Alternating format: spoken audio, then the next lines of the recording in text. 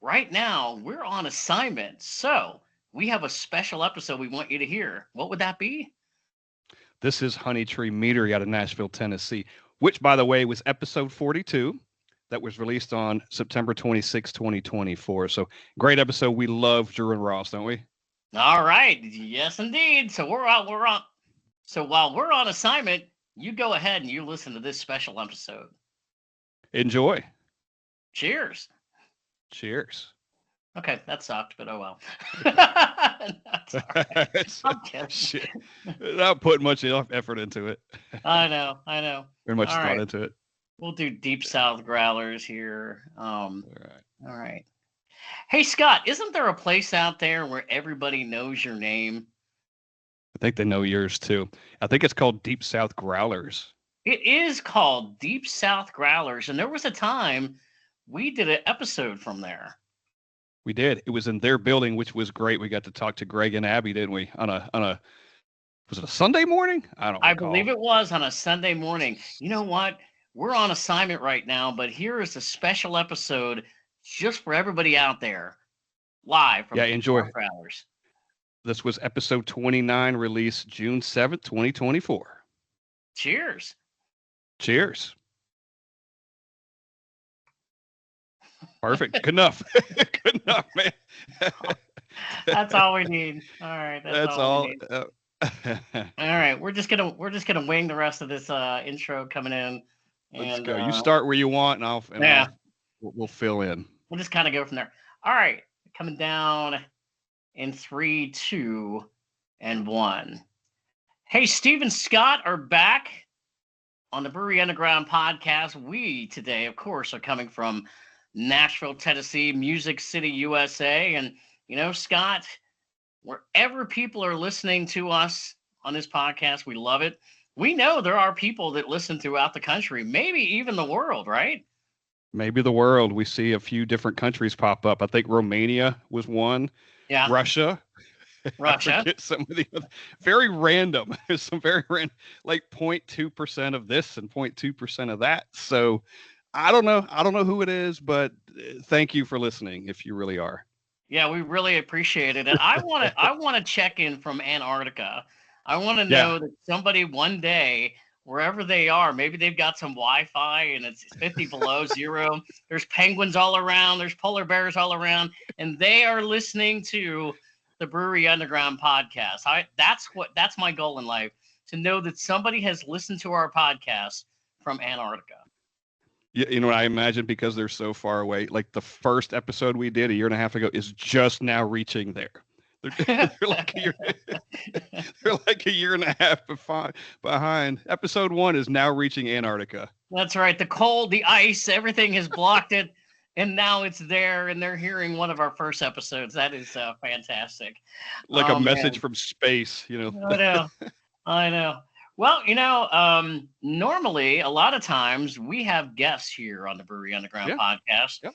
Today we just happen to be guest free. It's just you and I, my friend. We have a bunch of topics we're gonna just bandy about and talk about. There's a few things here and there over the last couple of weeks that have kind of caught our attention, and so we wanted to talk about it. And one of the interesting things, we're going to start, of course, drinking a beer.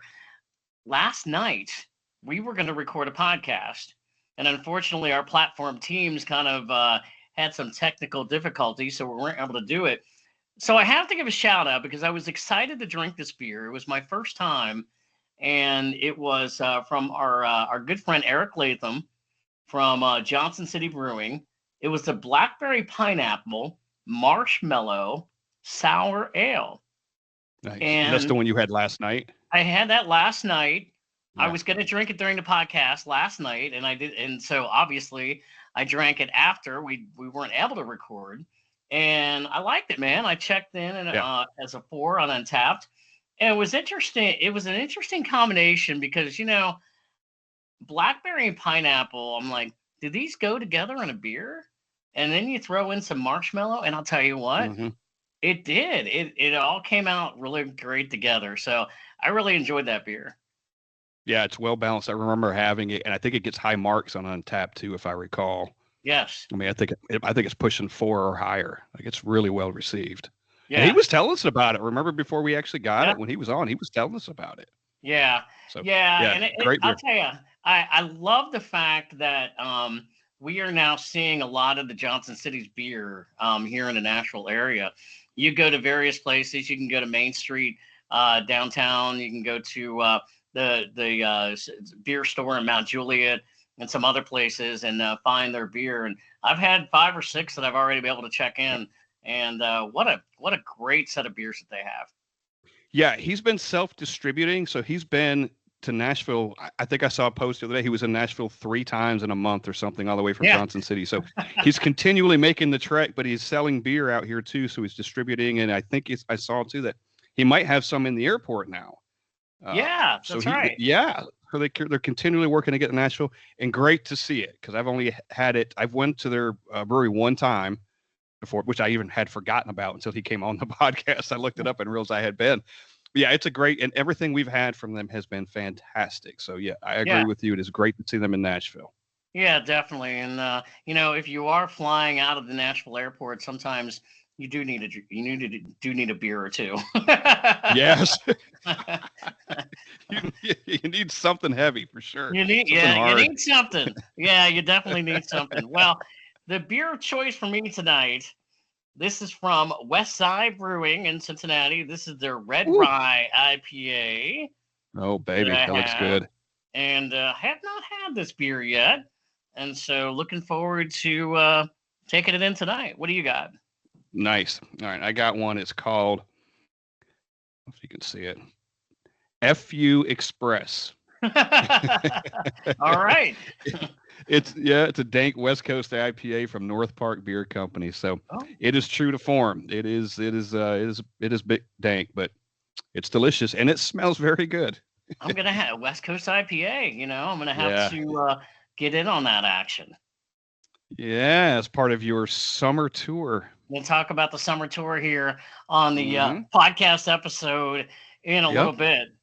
Yeah. Hey, Well, yes, before we go any sir. further, it is Cinco de Mayo, by the way, It is today. Cinco de Mayo. It is Cinco de Mayo. So cheers to you. I'm not drinking a Mexican beer at all, but No, we are drinking beer and it is Cinco de Mayo. So happy Cinco de Mayo.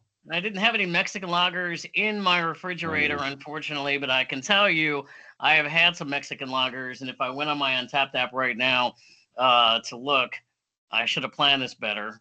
I've had a few, and I've enjoyed them. So yes, happy Cinco de Mayo to everybody out there Yep. who is partaking, Yep. however you're partaking.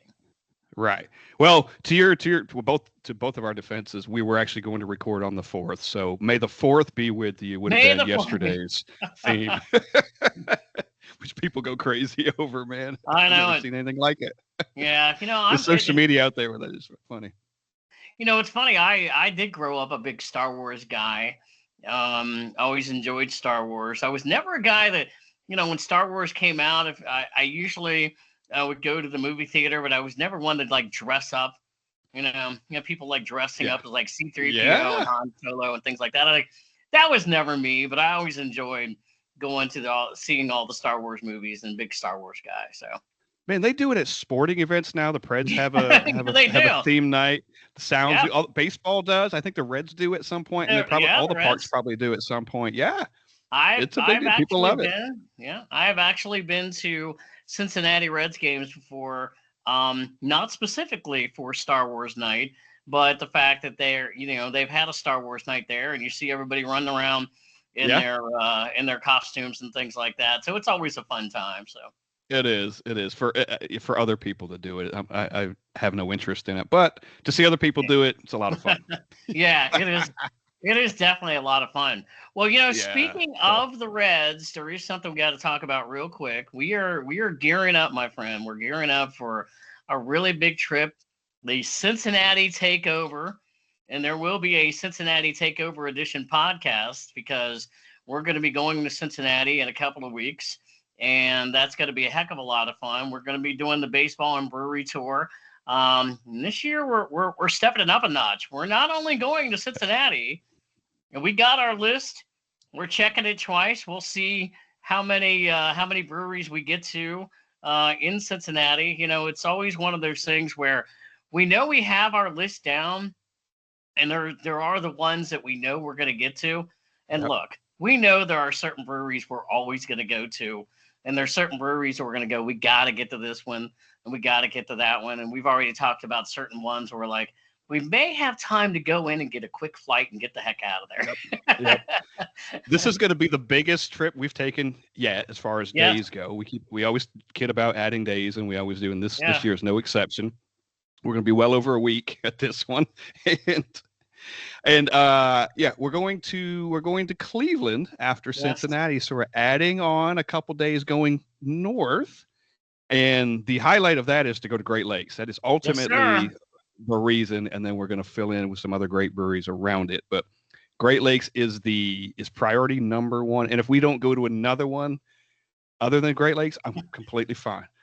But there are some other great ones there. We'll be 2 days there, so we'll have plenty of time. Yeah, I gotta tell you, Great Lakes is a bucket list brewery for me to go to. When I started getting into craft beer years ago, probably going back, 10, 11 years ago, and when I would take trips to Ohio, I would see Great Lakes beer around, and that they started really getting me more into an introduction of, okay, so there's more than just the usuals that you see on the store shelves, whether it was Blue Moon or some of the Sam Adams brands.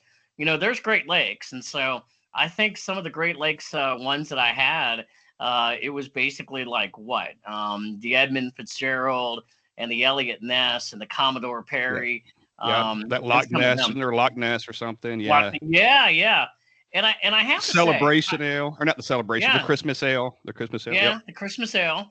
I was drinking Great Lakes before I even was rating Great Lakes beer.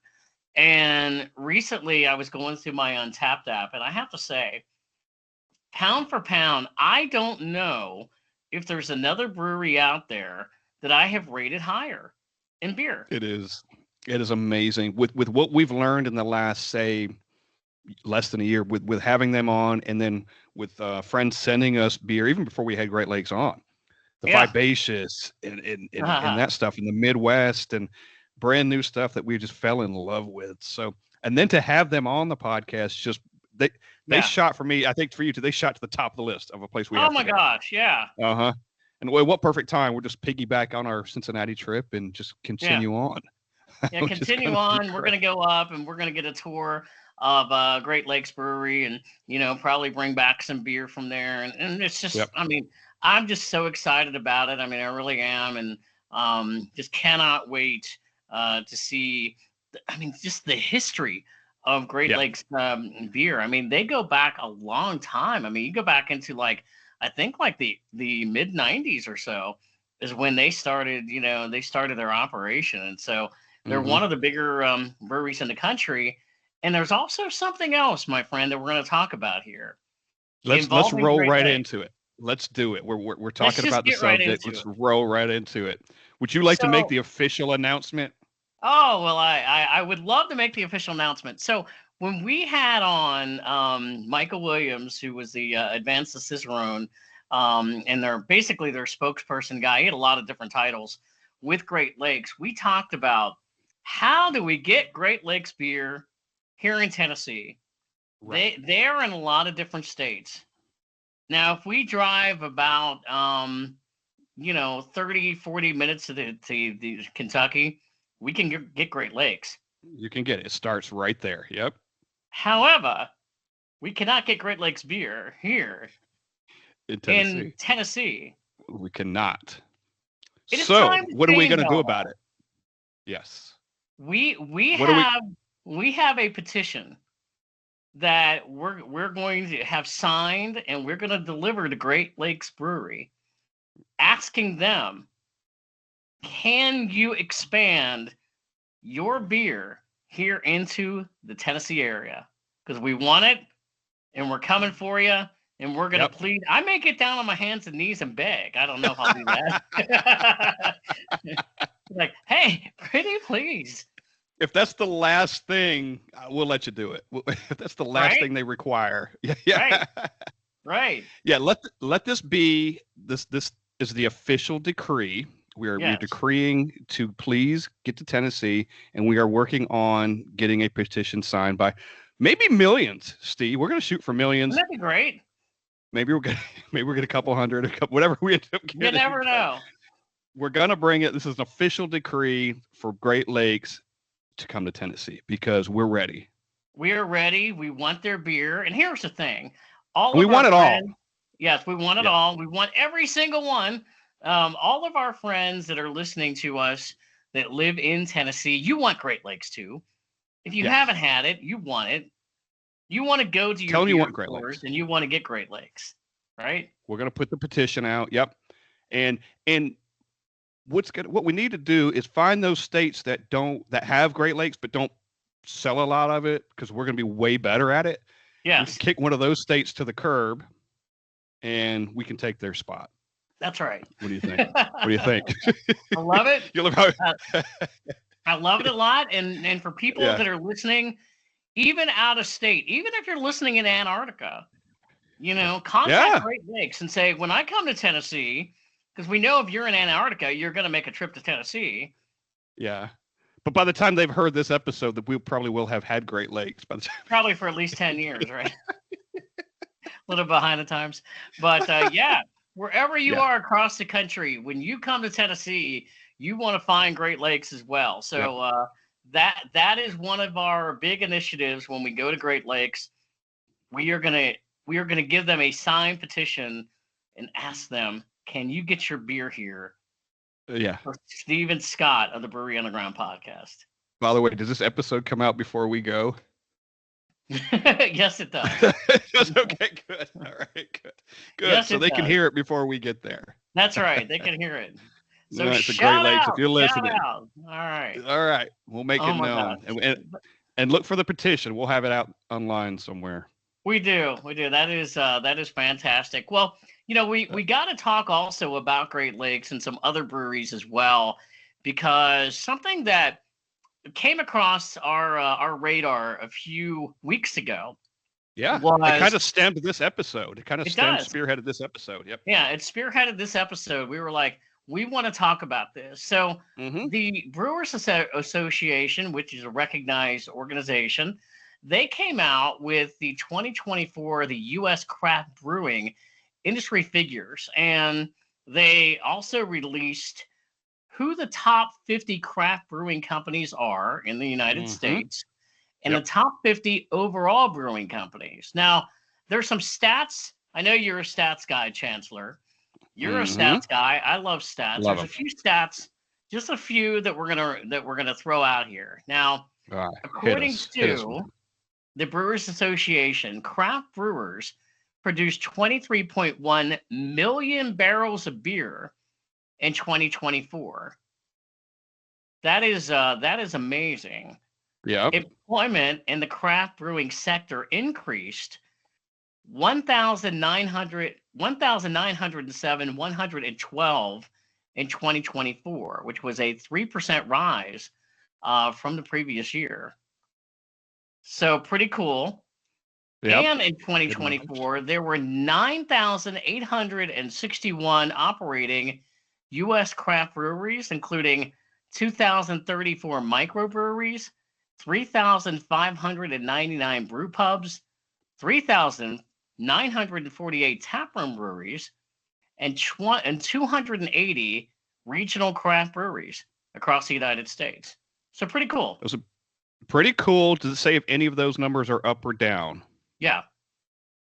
Well, it was. They are saying that 2024 was the first year since 2005 that the number of breweries that closed outpaced brewery openings nationwide. So we know Okay. that we know Yep. there's been a bit of settling out. We don't live in a cave. We know that there have been Right. breweries that have taken We've a hit talked about it. across the country.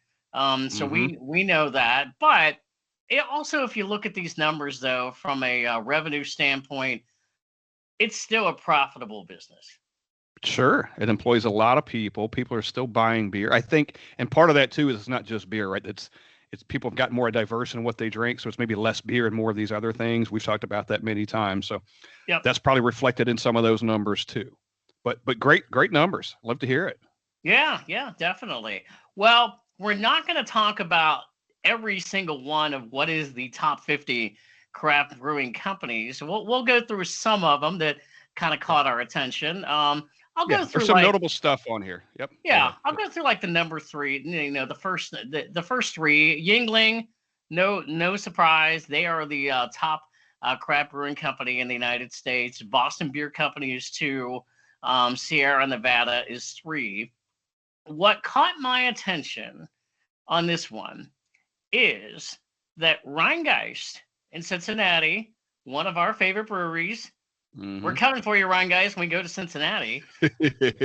They have moved to number 16 on this list. And they have actually surpassed Great Lakes. So Rheingeist is now the top producing beer company in the state of Ohio. Great Lakes is 18. And that's pretty amazing. That's impressive. And they've got the one location, right? Yeah. Mm-hmm. Do you want to wait till we get into the overall to see where they are too? Because they still rank in the overall of all the breweries Yeah. in the U.S. I mean, they're at number 27 as the largest, 27th largest brewery in the country. Yeah. All in. That's pretty good. Yeah, and it's interesting, and one of the reasons that we're talking about Rheingeist is because we go there maybe a couple times a year. I go there a couple times a year. We drink a lot of their beer. Mm-hmm. Me being from Cincinnati, I go up there, and we have gone there for years. One of the things when I saw this list came out, I started thinking about it. I'm like, how interesting, because in Cincinnati there are there's three very large breweries. All three of them, the top three we've had on. We've had on Rheingeist, Braxton is number two, and Mantry is number three. And it's interesting to me, the business model, because Braxton keeps expanding. They have more Mm-hmm. breweries now. Mantry is the same way. We love all three of them. But Rheingeist seems like their business model is not to expand the brewery. They're just expanding their reach in beer across the Yeah. country. And so it's an Which means interesting they're business making a lot. model, and obviously Mm-hmm. that's working for them too. Yeah, because that's one we can get here, and we get a lot of it. Yeah, And we seem to get a lot of the newer stuff too. I don't know if we get it right away, but I do see a lot of new stuff here on occasion too. So I think it's great. We might have to have them back on at one point and kind of discuss this again yeah, with them. definitely. But it's very Yeah, impressive, and we will be there in a couple of weeks. yeah, we will be there in a couple of weeks.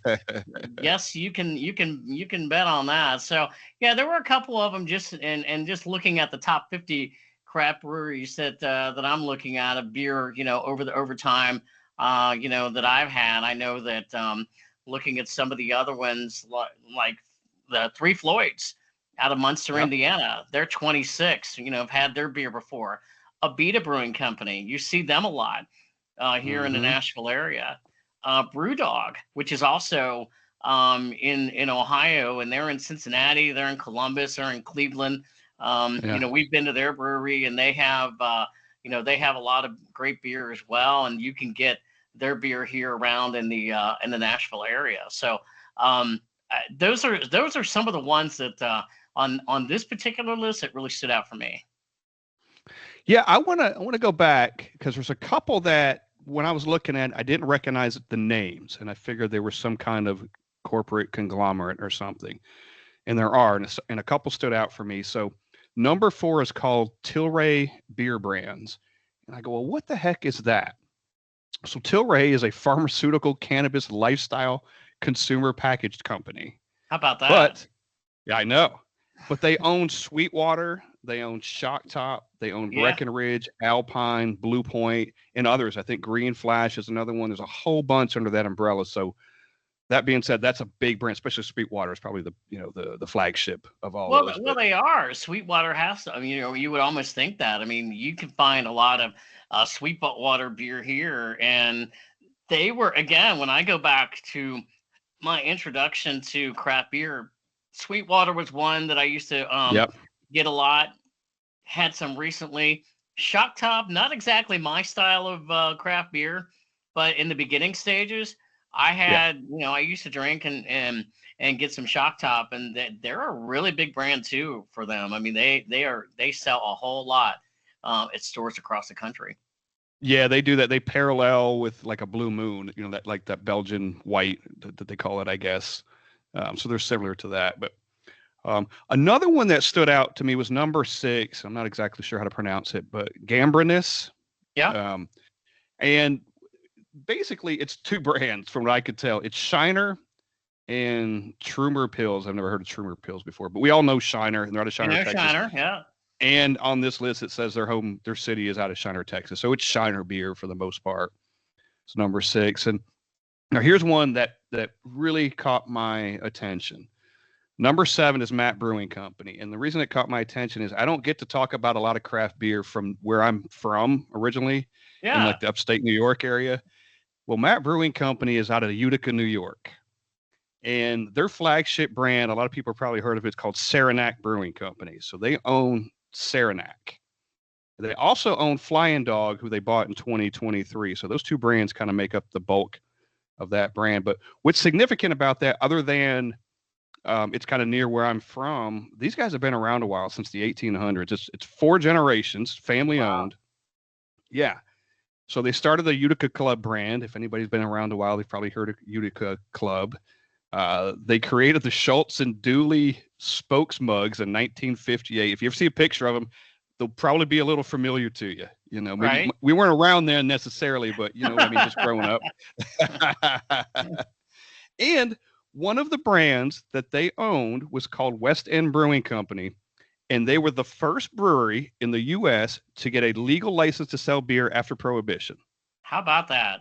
How about that? Out of Utica, New York, which is It's part of still this going Matt. strong after all these Still years. going 100 and should I had it written down? Whatever. It's 4 generations, so it's 137 years is what it is currently. So they've been around. So, and one other cool thing I saw in their little timeline on their website is they developed the beer ball in 1970. Okay. So it's like a little mini keg, Yeah. but it's a ball. The beer goes in this brown thing, this ball, and it's got like your keg dispenser. I wonder if it looks like a disco ball or something, because the Kinda, 70s being the disco era, maybe it did. It looks like it came from 1970. I can tell you that.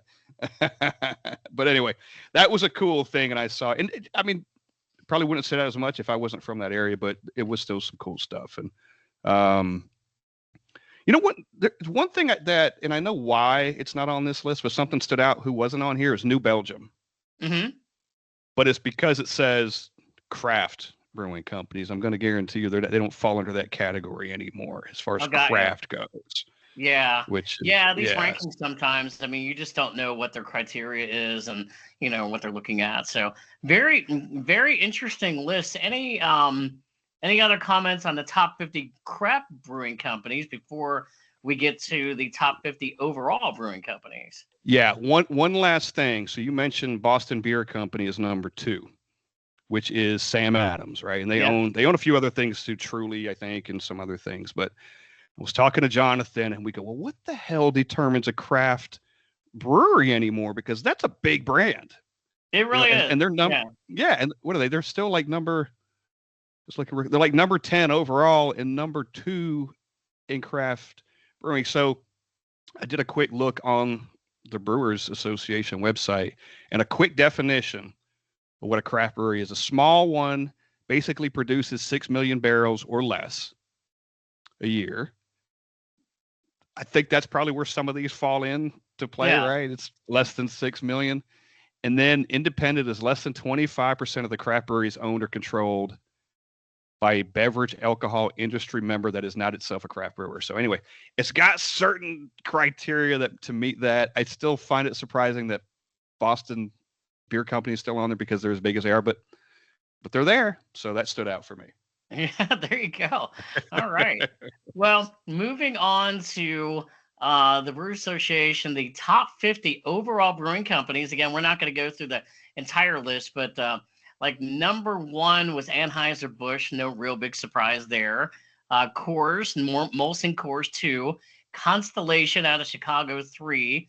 And then Heineken, Pabst Brewing Company. I know you're a big Pabst guy. on there as well. So and then the Boston Brewing Company is number 10. Sierra Nevada is number 11. Going through some of them. Yeah. Our good friends in Grand Rapids, Michigan.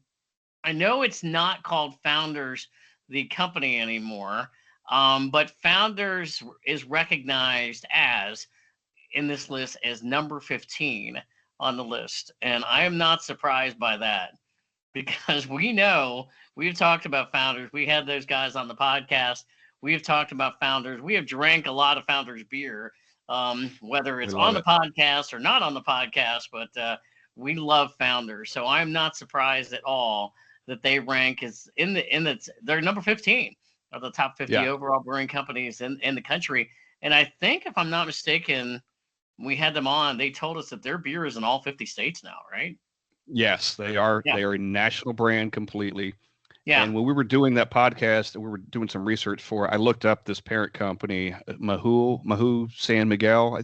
Yeah. Anyway, I think they obviously own other companies. I think there's a rum brand or something they own or something. So they fall under that umbrella, which makes them a really big company. But yes, we love Founders. And after we go to Great Lakes, Founders will be my number one priority to get to, is for breweries after that. Oh yeah. Mm-hmm. I know. I almost got there once, but Founders, we're coming for you as well. So yes.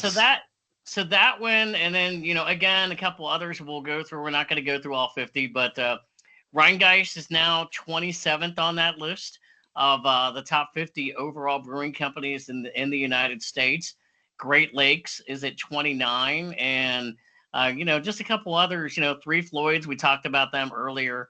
They're 37. I've had Three Floyds. Abita Brewing Company, 40. Brewdog is at 41. So those are some of the ones that kind of stood out to me of beer that I've had before. And as you said, you can go through some of these and know that they're a conglomerate now, and they produce so many different beers. And if you went through some of the list, you're like, oh yeah, I had that, that certain beer, or I've had that certain beer, and I didn't know that it was actually called that particular name, because it's under a different company. So yeah, because if you went there, you wouldn't know it necessarily. But hey, something else that stands out, and it was on the other list too, but like number 18 is Athletic Brewing Company, and as far as I know, all they do is non-alcoholic stuff. Yeah. So they may do other things. That's how I know them is. So that's a pretty big, it's pretty high rating, don't you think, for non-alcoholic?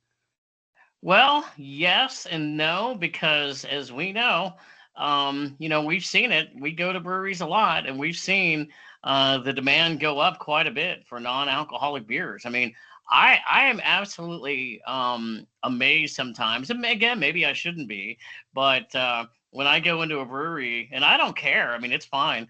But when I go into a brewery and I see that they have like 5 or 6 different non-alcoholic beers on their list, and there's a lot of breweries that have that now, and I'm like, supply and demand. I mean, they want to bring in everybody, so why not? Bring it in. I mean, your now non-alcoholic beer is safe when we come to Cincinnati and Cleveland, so there'll be plenty of it for you when we get there and when we leave. Unless I got to fill out a flight, I'm probably not getting it. Probably not. No. So there'll be just as much there when we get there as when we leave. See, I think one day what's going to have to happen is you're going to have to do a summer tour like I do with my summer tours of non-alcoholic beers. I could do that. I could do that. Yeah. The good news is there is plenty of it, right? There's a plethora of things to get. And considering I've only had a handful, everything I'd have would be new. So yeah, I would take that sword. There you go. Follow that. One other thing I wanted to, just because we have a buddy in Hawaii, Joe. Yep. Beer Geek 808. There are 2 Hawaii companies on here. Craft Ohana, which is Maui Brewing, and Modern Times is they merge, and they're one. And then Kona. Kona is 48 and Craft Ohana is 28. So pretty big deal to have those breweries on the top 50 in the country, as far as way as they are. So that's pretty cool to see. Yeah, and I feel like I have seen their beer at various locations. Maybe it's Yeah, you here see in Kona. Yep. around Nashville. I mean, I couldn't swear like what areas I've gone to where I've seen their beer, but I have seen like the beer cans and stuff like that, and those Yeah. stood out. So you can't miss them. No, Kona's been around a while around here. Maui's probably more recent, but you can see, yeah, you see some Maui as well. So yeah, pretty cool stuff. Yeah, definitely. Well, that is information from the Craft Brewers Association, and we just wanted to. It's something that we saw a few weeks ago and thought, be a very interesting conversation to talk about. And for people that, if you want to know more, go on their website at the brewersassociation.org, and you could check it out. And I'll tell you, that website anyway has been a great resource for us over time. Yeah. Yeah, Yeah. it is the guide as far as craft brewing goes in the country. Like that is the main source and resource for they kind of dictate everything. That is Yeah. the association. Yes. Yeah, it's Yeah. a So lot of fun stuff. So, yeah. speaking of beer, we want to talk about a couple of beers that are coming up. So, we very soon are going to be reaching the midway point of the year. It's hard to imagine that we're not that far off from the midway point of the year, and we will be doing a podcast episode that we're going to be talking about our favorite beers so far that we've had of 2025. I can tell you that there is a certain beer that I had last year that I rated really high, that this year I rated even higher. Oh That's a yeah. tease. And maybe from a certain brewery that I talked about earlier, you're going to have to wait. You're going to have to wait for that particular podcast to listen to it. But I know you and I I think wonder. our buddy Chris Bennon's we're all going to get together on a future episode and talk about our midway point of beers that we checked in this year and some of the new breweries that we've gone to this year Yeah. as well.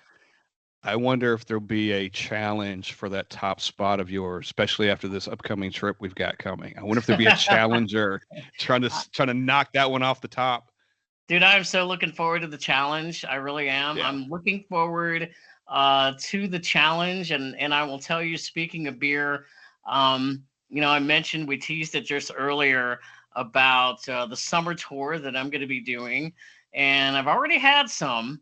Now we talked about this on the Hoppin' podcast episode that we had with our friends Joe and Nick, and I had mentioned that I'm kicking off this summer the West Coast Summer IPA Tour. And the reason for that is basically this: I don't dislike West Coast IPAs. I do like IPAs, but it's not exactly my favorite style of IPAs.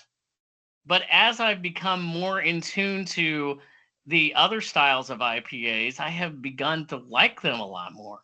Yeah. So this summer, on this tour up to Ohio, I'm going to seek out more West Coast IPAs. Looking forward to it, and going to report back. I was thinking about this. If you had to pin down what your favorite style of IPAs are, what are they? Do you know? Do you Oh off the top of your head? gosh. Do you have a particular The style. favorite style of IPAs? Yeah, it'd be the double dry hopped Yeah. stuff. Yeah, that would be mine. Okay. Those double IPAs. Yeah, Yeah. like that stuff. And a lot of people do them, but the ones that Barry will do that they're kind of famous for, those are the ones that Yeah. style is what I like. Yeah, for the Yeah. most part. Yep. And Yep. so for people that don't know, describe that kind of style, like why you would like that particular style. Because for me, the ABV is usually 7 plus, probably 6.5 to say seven and Yeah. a half. Sometimes 8. I like the ABV on them. Yeah. They're a little sweeter. They're a little thicker. They look hazy. They're not called a hazy IPA per se, but they Yeah. got a lot of flavor, a lot of citrus. They're juicy, and man, and they're just again that ABV is perfect for those types of beers. Might be a little high for some people, 7.5, 8%, but man, it just hits perfectly for those. To me, it's the perfect style of beer.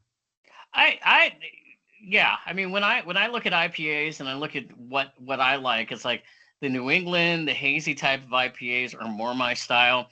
And that's why I think the West Coast have been sort of like, oh man, give me something a little more. But I'm coming around. I'm Yeah. going to get there. I think my goal this year, because I've gone back.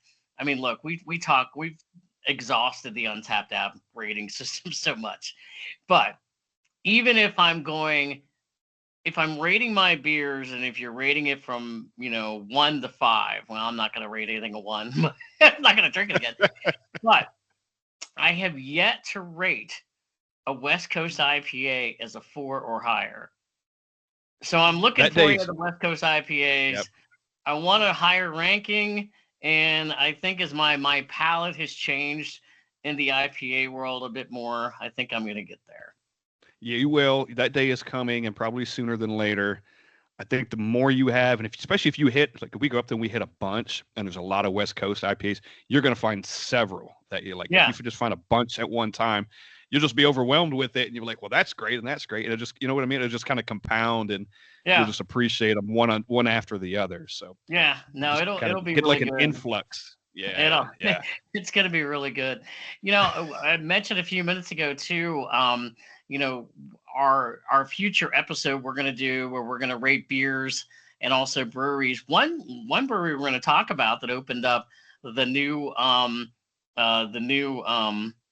Crazy Gnome. I'm going to edit that out. Yeah. We're going to talk about the new Crazy Gnome brewery that opened up just recently, but there is something that you and I both wanted to talk about, and it's the camaraderie we've discussed so much that we see, especially in the beer community in the Nashville area. Yeah. So a couple of weeks ago, we went to, our friend Grayson. He opened up that new location, the Crazy Gnome in East Nashville. Yeah.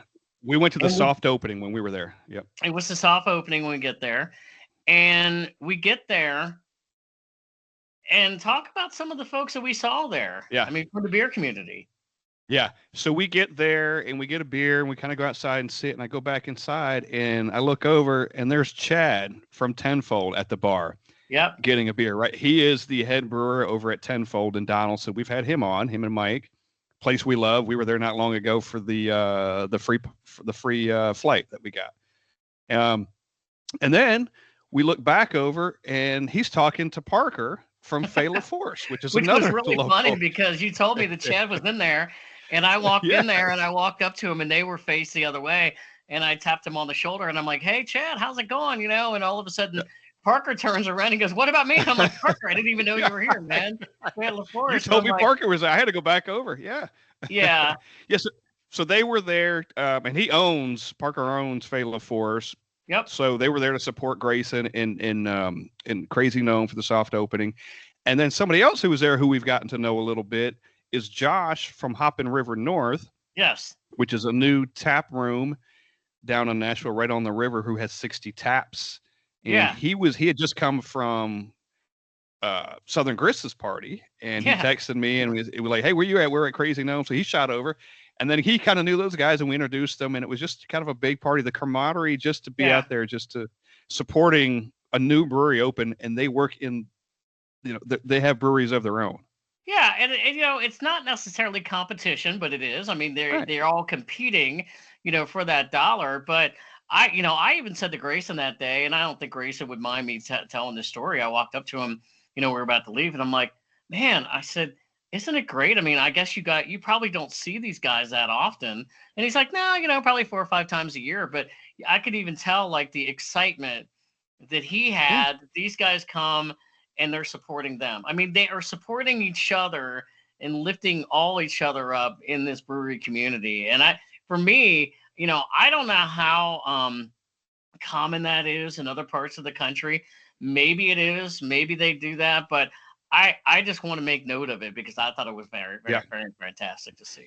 Very fantastic. And just to see it, we're just sitting there drinking beer, and that's what those guys were doing. They came in and we just came in to drink beer and support them, which is just cool to see. It was cool that we know them too. So they were familiar to us. And I'll tell you, I actually stopped this past Saturday over there because their grand opening was this past Saturday. And I stopped over there for a couple on my way to somewhere else. And I got to talk to Grayson a little bit, and he was talking about he's got a working relationship with Mill Creek, which is down the road down here too. So he's doing some stuff with those guys too. So just to your point, just more of that camaraderie. And Cool to see it firsthand, wasn't it?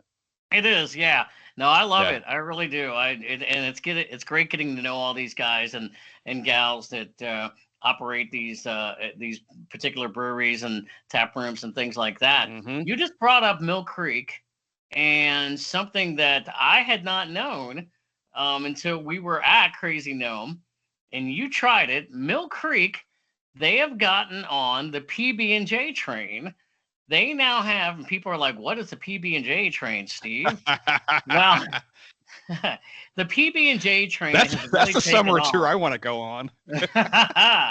Yes, you do. It's gonna stick to you, my friend. It's gonna stick to you. So, Yeah. so basically, the PB&J train is something that has really taken off with breweries around here, probably over the last year and a half or so. It's the peanut Yeah. butter and jelly beers that are Yeah. out there.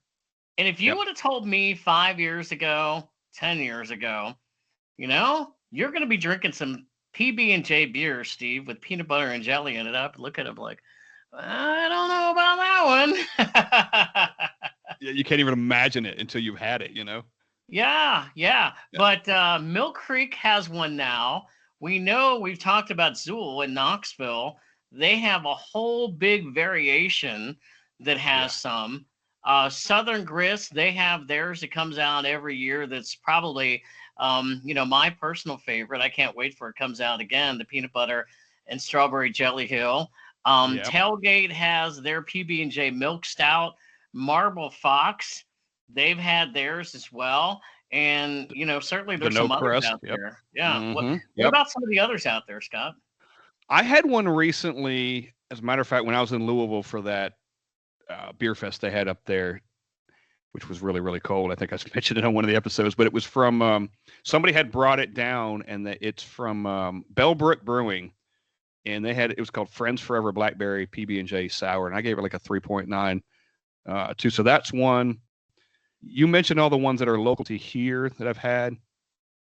When I when I look back to Untapped to see all the peanut butter and jelly ones I had, Yeah. after I stopped looking after my 3.5 ratings, so Yeah. I didn't look anything below it. So there are probably more. I will tell you this: I've got a couple on my list, and I'm not going to mention the names of who they are. That in 2017 I gave a 2.52, and in 2020 I gave a 3.25 to another variant of it.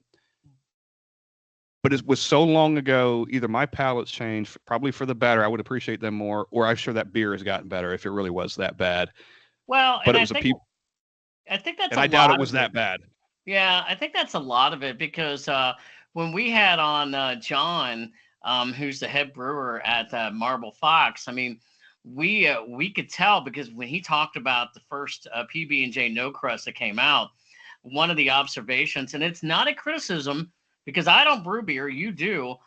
If I were to try to brew a peanut butter and jelly anything, I'd be like, it's going to take a while to get this right. And I think the first one that he put out, he even admitted, it was more on the jelly side and maybe not as much pronounced peanut butter. And the second one that came out, that they did the revised version that we actually had on the podcast.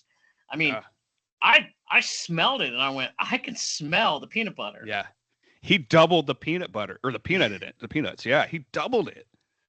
I would be interested to know because I love peanut butter. I mean, Uh I huh. am a big peanut butter guy.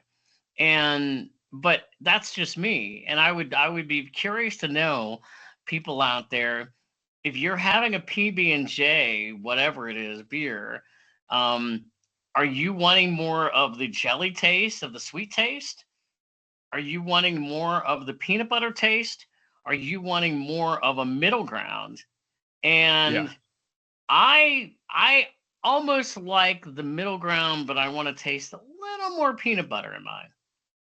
And nose has a lot to do with it too. And you're probably going to get more peanut butter on the nose than you would jelly. But that Mill Creek one I had yesterday, really a lot of peanut butter on the nose, which was really good. So Yeah. that could probably have something to do with it too. That balance. I'm looking at my list, like, so I've had 4 of the Zool mixtapes, and the one I liked the most was the blackberry, and I think it's that tartness. And Southern Grits did a peanut butter and jelly blackberry as well, and I like that the most of theirs. So there's something to the blackberry, I think, for me that I like. I like the most in those things. So maybe it's the little tartness with the peanut butter or something. I don't know. Yeah. It's like you said. It's what combination do you like the best? Yeah, I think that's true. I really do. Yeah. Now Zool does one. It's not mixtape, but it's called Fit for a King, and Yeah. it's peanut butter and jelly and banana, Oh my God. and that's pretty. It's pretty freaking good too, Maybe they man. should call that the Elvis. Yeah. Well, hence the Fit for a King. Get it? Thank you. Well, they The can't can call it yes. they can't call it the Elvis juice because No, Brewdog has a beer called the Elvis juice. they do. That's right. They do, yeah. So they That's couldn't right. they wouldn't be able to use that name, and maybe That's Elvis. right. I don't know if Elvis in beers is trademarked because of that or not, but I Yeah. do remember that though. That's right. I forgot about that. Yeah. Yeah. So yeah, I think this trend is here to stay a while, especially when they're making high quality versions of it. If it was just some, and there's some out there too that probably aren't very good, but Zool, I mean, Gris was my first and many years ago, but Zool I think took it to another level with the mixtape. Yeah. I mean, just everybody talk who hasn't had it longs for it. Hey, can you bring us some? Can you bring us some? You going to Zool? You know? Yeah. Yeah. So, but and by the way, we cannot get that over here in Nashville. Rarely we'll find it on draft somewhere, the regular one. But you have to go to Knoxville for the most part. Yeah, got it at Deep South Growlers, and I Yeah. know that Mr. Brews in Murfreesboro seems to have it regularly on tap. So, Yeah. that's pretty cool. And again, I think this maybe go back to here we are talking about it's a marketing thing, and on our little podcast, people are like, "Hey, do you hear those guys talking about the PB and J? Maybe we need to go somewhere and go Yeah. get it and try it." And that's part of the brewery experience. You're going to have Absolutely. fun. You're going to go in. You may or may not like it, but you're probably going to be talking about it, and maybe you're going to go back and forth on the discussion on whether or not maybe what kind of peanut butter did they use. Yeah. Yeah. What kind of jelly Well, did you know they what? use? In our last episode, we were talking with Nick and Joe. Nick brought up a good point talking about Zool. He goes, it's exciting to see people standing in line and getting excited about craft beer, like Yeah, standing in line for a release day for hours to get right. some of this stuff. So very good point. And beer like that makes people excited. I mean, we Yeah. managed to get the blueberry. Remember the mixtape blueberry had come out like the week before, and we got it over here at Southern Grist. Luckily that Oh day yeah. at the snow cone thing, so we kind of lucked out there. But you'll be there not too long from now, so maybe you'll be able to get some of it. Oh, I think so. Yeah, yeah. Bring some back, and that'll Mm-hmm. be a lot of fun as well. So what Mm-hmm. else? What else we got going on that we want to talk about here, my friend? Well, how about this? We can go back to the Brewers Association. They just had the Craft Brewers Conference in Indianapolis Mm-hmm. like a week ago. It was like April 28th through May 1st. And it's always a big deal when they have those in whatever city they have in. But what they do is they have competitions within Yeah. certain beer styles, right? And people and judges vote on beers that are turned in and whatnot. So they announced the winners on May 1st, and it's online. You can catch it online. But I got a few here I want to talk about. If you want to go into that, Definitely. okay. So Tennessee had 8 winners in the state of Tennessee, and some that to highlight was Half Batch Brewing out of Hendersonville, Tennessee, that we know. They won bronze for their Falcon, which is a Scottish style ale. It is So congrats to them. amazing. I've It had that a is. few times. That is a great dang beer.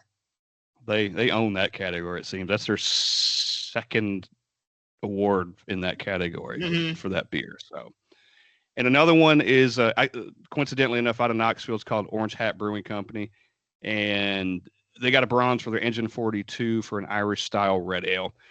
I said there are 8 winners. I don't know some of the other breweries and don't know enough to speak on them. So I highlighted those because they were kind of, not local, but familiar to us.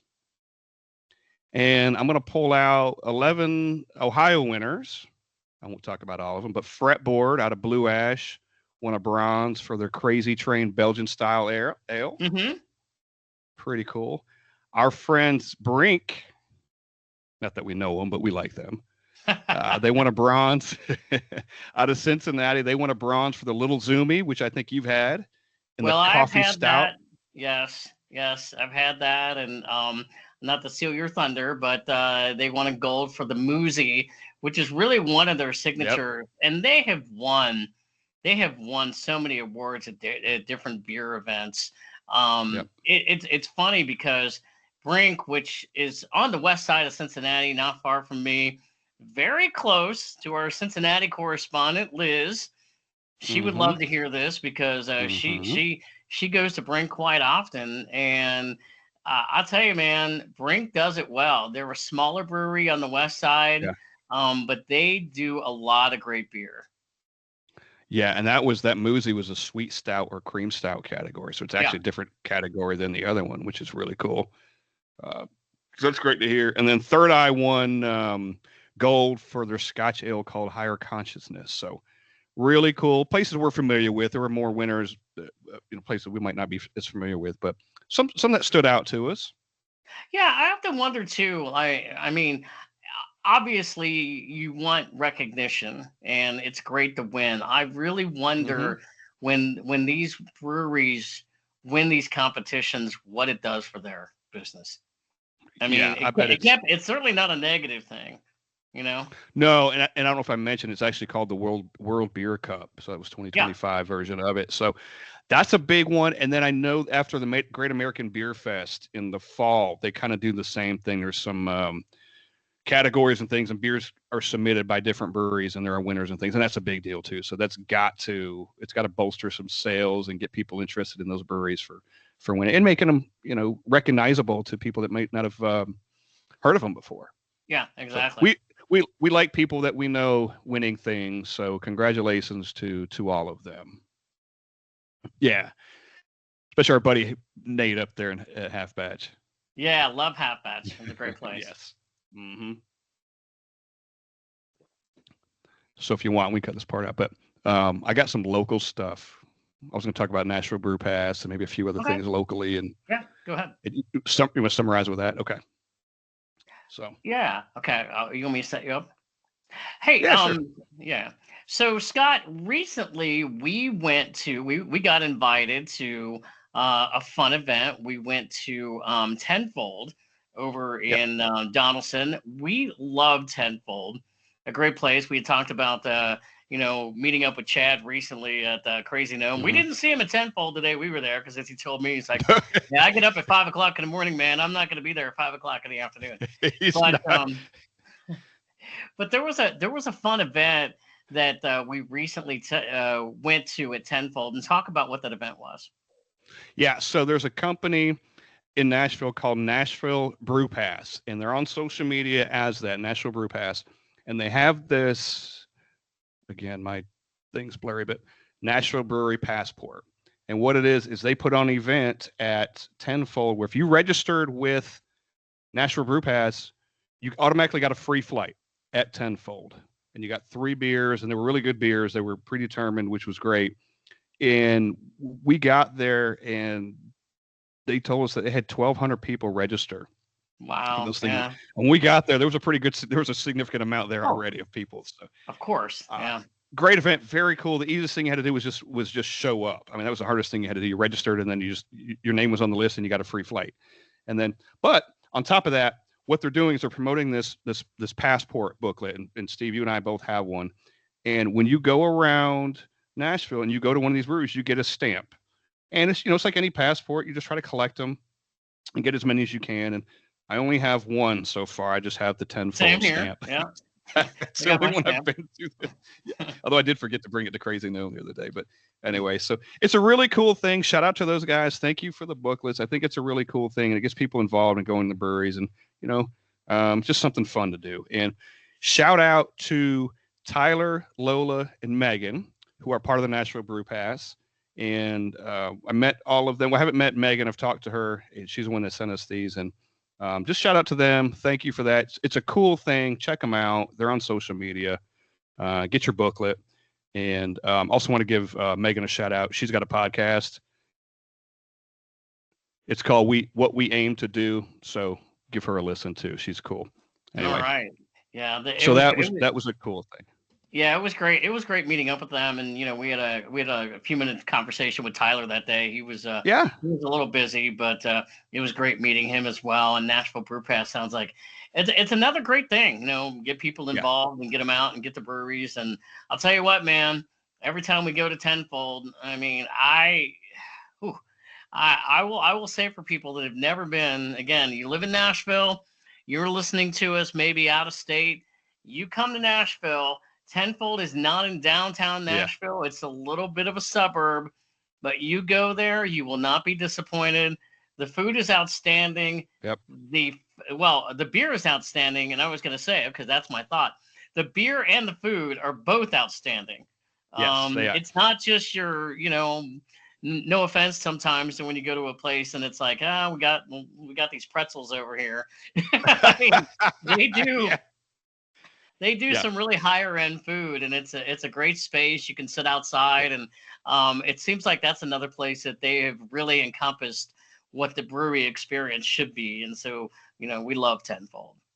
Yeah, and they'll have recommendations with the food, what pairs well with the beer. On their menu. It's right on the menu, right on there, which is it's great. It's a great marketing thing. We did the podcast episode of that because the first time I went there, I had their lobster roll, which again, I'm sure there are breweries across the country that have lobster rolls, but I had the lobster roll there, and I remember we did the podcast. I'm like, all right, so what would pair good with the lobster roll? Yeah. I think you put them on the spot too, didn't you? Did you put them on the spot? They knew, but I'm so fascinated by that conversation because when we had Grayson on at Crazy Gnome and they're serving food now, and I'm like, all right, let's put you on the spot here. Like the Red Hat Ale, what goes good with that? Like what would go?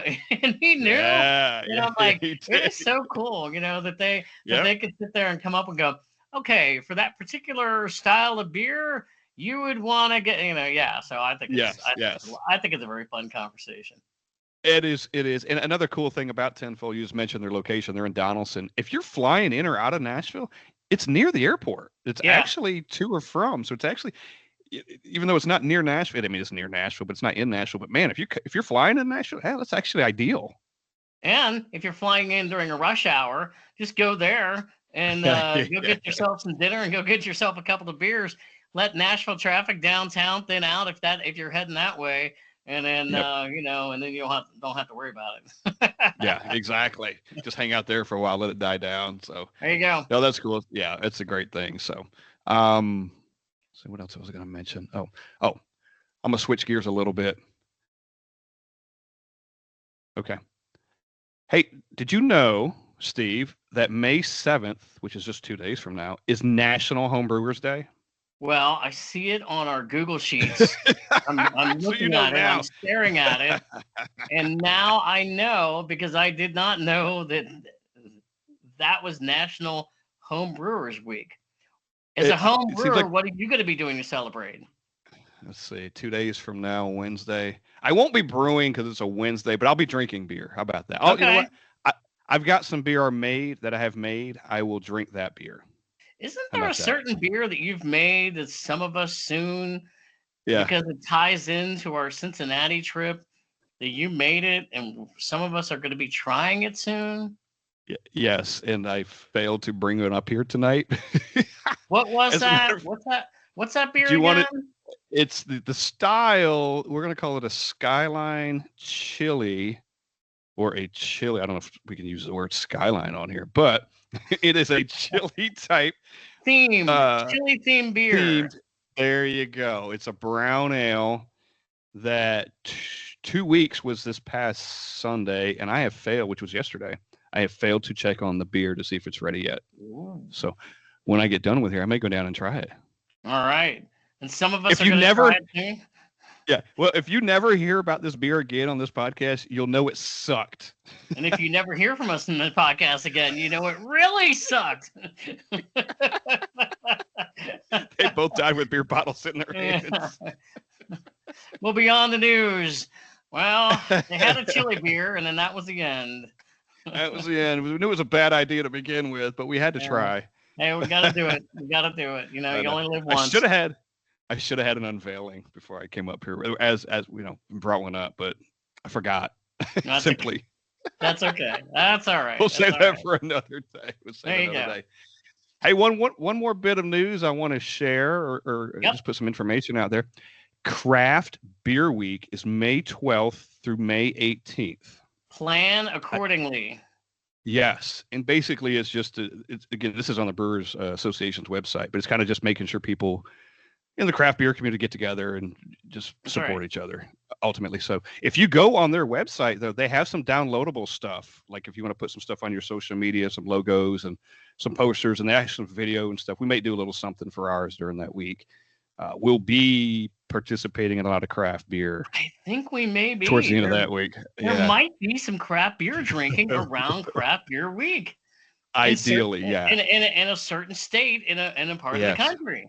All right. That's exactly why we planned the trip around that time. Sure. We want to make sure National Craft Beer Week. So just some fun shit. There does seem to be a national something day every day. But not necessarily beer related, but there's always something. It's National Hot Dog Day or National Shine Your Shoes Day. I don't know. I know. National Drink a Beer Day. National Do a Podcast Day. We were on a podcast, an episode. I think it was with the Foamy Heads, and it was National Whiskey Day. So days like that, I can get behind. There's so many of them. I know. There's so many of them. When I see things like that, and I didn't know it was National Homebrewers Day, I put it on my calendar now as an annual reminder, so that I never miss it. Great stuff, man. Great stuff. Yeah. So, we had a lot of fun on this, right? Just various different things and some randomness. A lot of great information, a lot of great talk about beer and what we're going to be doing soon. And you know what? Look forward to our upcoming episode, the Cincinnati Takeover Edition and the Cleveland and Columbus Takeover Edition. The state of Ohio is never going to be the same. It will not. They will have to make a lot more beer after we leave because we're going to drain a lot of taps. We've never done more than a two-parter. This beer trip might end up more than a two-parter. It may be a 3 or 4-parter. It could be. We're just go on for days. But it's going to be epic. That's right. It will be. It always is, and it will be again.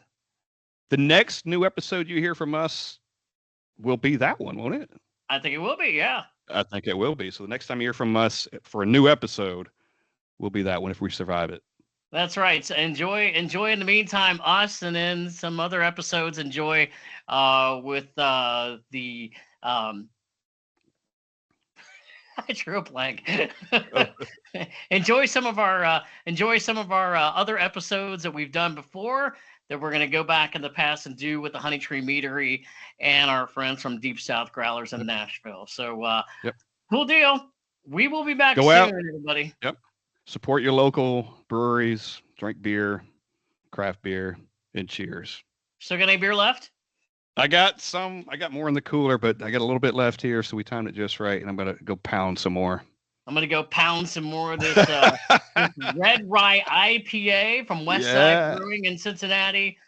Was it good? Did you like it? Oh, yeah. I like it. Yeah, and probably will be getting there soon to have even more. So, hey, man, I'm Steve. He's Scott, the Chancellor of Craft Beer. This has been the Brewery Underground Podcast. Cheers. Cheers. That was fun. We covered a lot of ground. Yeah. Yeah, definitely.